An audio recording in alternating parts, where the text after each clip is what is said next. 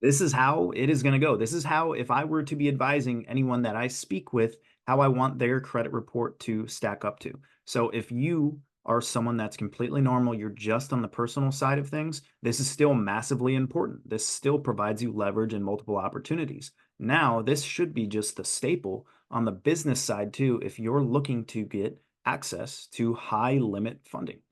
And I'm talking about higher limit funding, not, 5K cards. Because if this is not set up the right way, if your personal credit report doesn't have these intangibles, you're not going to get access to high limit cards. And you are putting yourself in a bad position by wasting those inquiries and wasting those cards. But in general, this is going to be the setup that is important for everyone to follow and to strive for. So those key components are 3 to 5 personal cards, right? And 2 of those cards need to be at least over 10K plus limits, right? We want some of those to be, of course, from tier one banks or possibly a credit union or something like Navy Federal, right? Like the tier one banks are Wells Fargo, Chase, Citi, Bank of America. I would add American Express in there too, because, right, we know that American Express and Chase are really good banks to work with, as well as utilize our points for travel, because I think everyone should be able to utilize that. Now, these 3 to 5 personal cards, you can do more if you would like. I have more than 5 personal cards, I will say that, but 3 to 5 personal cards will give you a good staple. Now, you don't want these all at once, right? This is why some of the key components we're going to talk about are even more important as well. You want to spread these out because it's going to improve your credit age. The second key piece is going to be 1 to 2 installment loans, 3 to 4 at best there as well. Installment loans are student loans, personal loans, mortgage loans, car loans, etc. Right? This just makes sure that you have a good mix of accounts, right? Installment loans, revolving credit, first of all, is like our normal credit cards. Now, installment loans provide a diverse set of loans and payments that you are making, and you are then showing the banks that you can handle different types of credit and lending options. That's why installment loans are important to have. If you have nothing, right, you want to make sure maybe you go the route of Navy Federal and utilize their secured savings loan to then get an installment loan.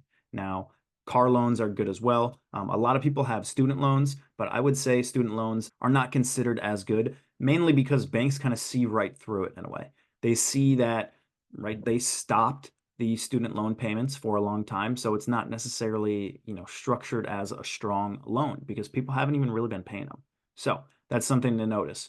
A couple of installment loans is going to be very beneficial for you guys. Another key piece is going to be the average age of your cards. At minimum, you want it to be 2+ years. You can add authorized users like we talk about to increase your credit age, but this is going to be even more important when it comes to business funding.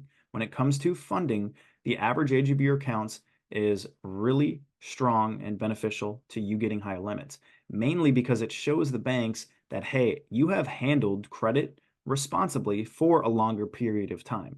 The lower the age, the lower it looks to them that you are like a younger individual. Right? You're not as responsible.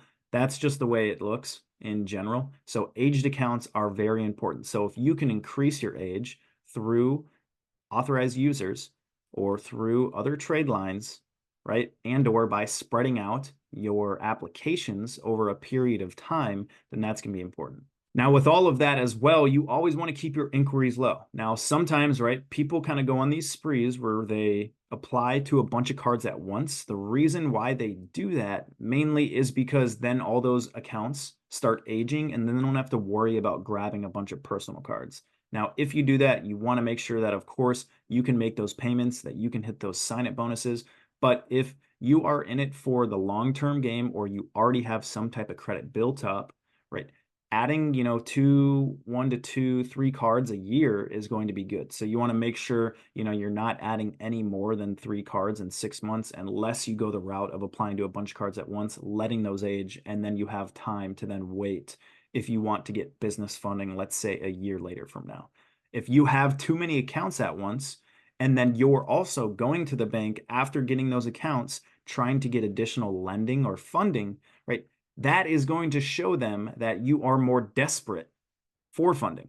So it's going to be a red flag to them. So that's why I say don't necessarily apply to a ton of accounts at once. If you're smart with it, you can apply to things, or at least you have credit built up already, if you have some type of credit built up and some type of cards, you can apply to cards structurally and methodically over a period of time, and it will not hurt you in that way.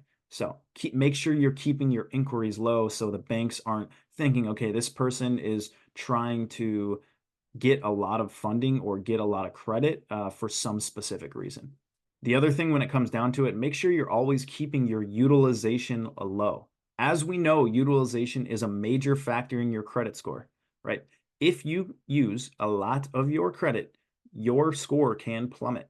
So you need to keep your utilization low and likely use your utilization at about, 1 to 8% would be, A plus game there. If you're smart about that, that way you're using about like I said, 1 to 8% on each of the cards. Spread out across the cards is good, right? Adding AUs can also help with keeping utilization low if you're in utilization hell currently, to spread out those limits and lower it up. So keep your utilization low because it can have a massive factor, and make sure that it's lower, right, in between that 1 to 5, 1 to 7 when you are going to get funding. So that's why adding some of the higher credit limit cards, first of all, it shows that you can handle higher limits of cards responsibly, right? Age shows that you've done it for a longer period of time.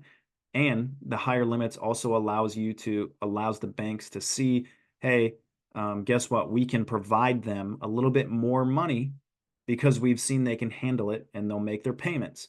And of course, the key piece is going to be no negative items. No collections, no late payments. These are going to be massive red flags. It's going to be very challenging to get additional cards and funding if you have these on your report, right? So we want to make sure that we prepare by paying on time and making sure that whenever we get a new card, a new revolving credit, anything, that we set up our auto pay just so we don't get stuck in a situation. That should be the first thing once you're able to get access to your online accounts, is to set up auto pay so you don't get yourself in a situation that is harder to get out of. So like I said, to recap, really the basis, the strong foundation that's going to set you up in general for, obviously getting sign-up bonuses on the personal side, but making sure that you're getting access to additional opportunities, access to additional lending, but having the ability to get higher limit credit cards if you're looking at funding, especially business funding for your business or investments, right? Recapping is you want to have 3 to 5 personal cards. You can go a little bit higher, but don't, of course, apply to tons of cards at once. And a few of those have to be higher limit cards so that it shows that you can handle those types of limits responsibly, right? And we want to make sure that at least a few of those cards are tier 1 banks as well. The other piece is 1 to 2 installment loans. You can have 3 to 4 as well. And if you need help with installment loans, either pull out like a personal loan, a low personal loan, pay it down and have that on your account.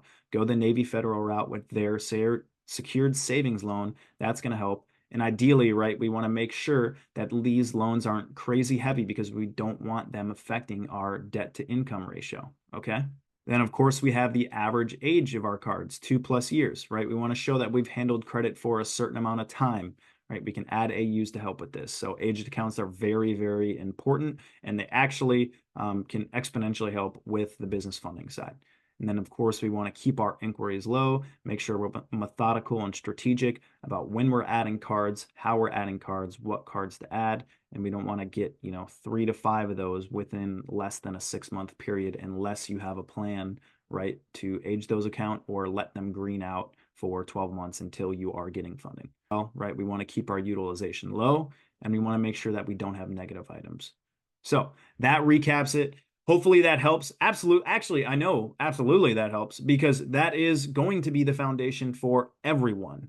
Everyone should focus on that as long as you're looking at credit as leverage, right? As opportunities, because right, why not use cards that are going to give me benefits, especially travel benefits, and then opportunities to access funding for investments or scaling my business.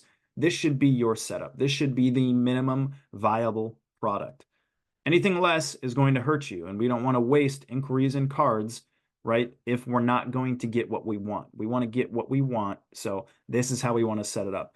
Absolutely. Let me know if there are things that you think should be added to this. Are there certain products or qualities or certain things that you think are valuable for people to have? This is the setup. This is the foundation. We're trying to build a fortress, help you build a fortress. And you can always join the school group where we're all collaborating together. We're all learning together. We are all getting the right information as it is coming out and helping each other out. So talk to you guys soon, and hit the comment section, like the video, subscribe if you want to continue to get this type of information. Take action on it, because it is going to be a fun year for all of us if you do move forward with the inputs that I'm putting out.